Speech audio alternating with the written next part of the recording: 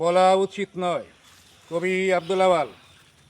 সুখী জনের সুখের কথায় দুঃখীর কষ্ট হয়, তোমার বলাই তোমারই থাক, বলা উচিত নয়।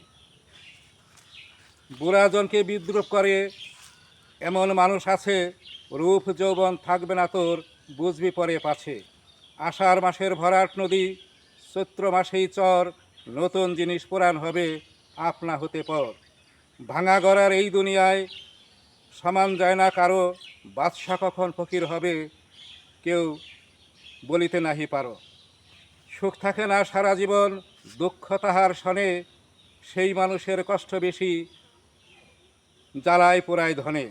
পরের ব্যথায় ব্যথিত হলে মানুষ তারে বলি, প্রতিহিংসায় লাভ করেছে কিসের দলাদুলি।